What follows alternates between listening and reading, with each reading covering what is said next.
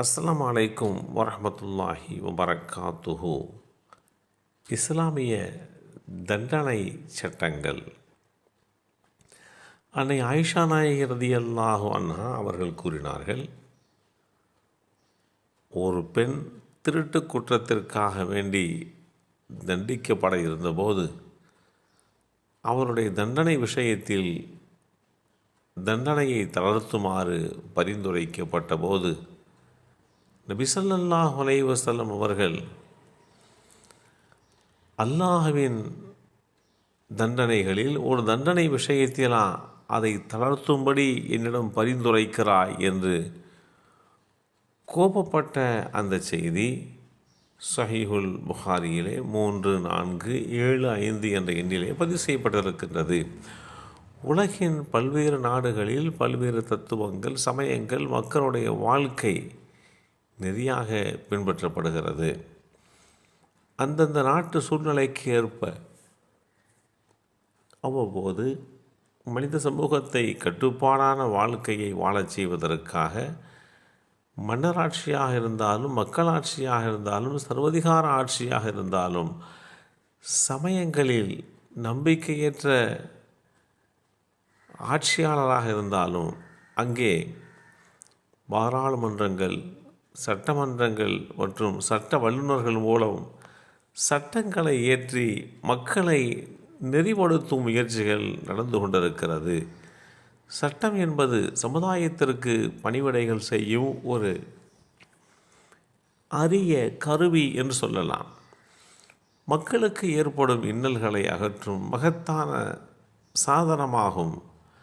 பல்வேறுபட்ட இனங்கள், கொள்கைகள் கொண்டவர்கள் சமுதாயங்கள் பாகுபாடின்றி ஒன்றிணைந்து வாழ்வதற்கும், கொடுமைகள் களையப்படுவதற்கும், உரிமைகள் பேணப்படுவதற்கும், நீதி நியாயங்கள் நிலைநாட்டப்படுவதற்கும், பல் சமூக உறவுகள் ஒருமுகப்படுத்தப்படுவதற்கும் சட்டத்தின் துணை மிக முக்கியமாக இருக்கின்றது.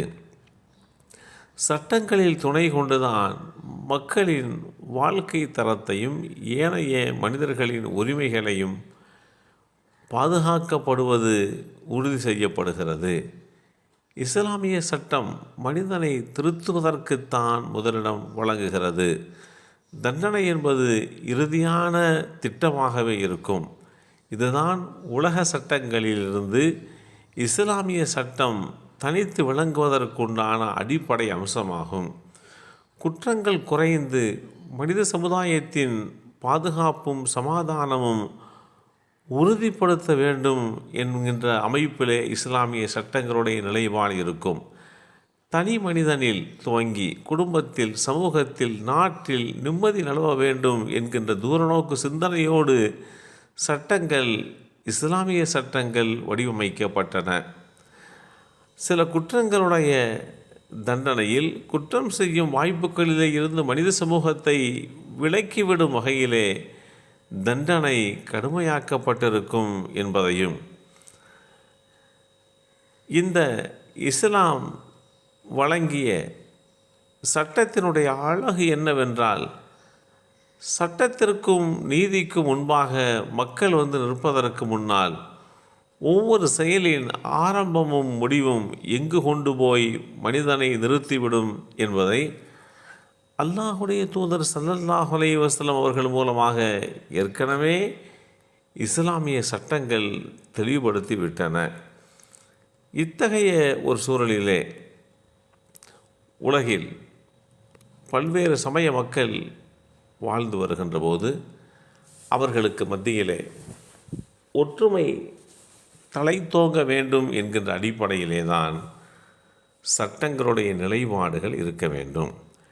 இஸ்லாமிய சட்டத்திட்டங்கள் அந்த திட்டங்களுக்கு உட்பட்டு வாழ்வை அமைத்து வாழ வேண்டும் என்பதுதான் இஸ்லாத்தினுடைய ஸ்திரமான உறுதியான ஒரு வழிகாட்டு. இந்த சட்டங்கள் மட்டும்தான் உலகின் சமாதானத்தையும் பாதுகாப்பையும் நீதியையும் நிம்மதியையும் வழங்கிடும் ஆற்றல் கொண்டது என்பதை நாம் உணர்ந்து அந்த சட்டங்களை அறிந்து அதற்கு தகுந்தாற்போல் நம்முடைய வாழ்வை அமைத்து கொள்ள வேண்டும். எல்லாம் வல்ல அல்லாஹ் அருள்பாலிப்பானாக. அஸ்ஸலாமு அலைக்கும் வரஹ்மத்துல்லாஹி வபரகாத்துஹு.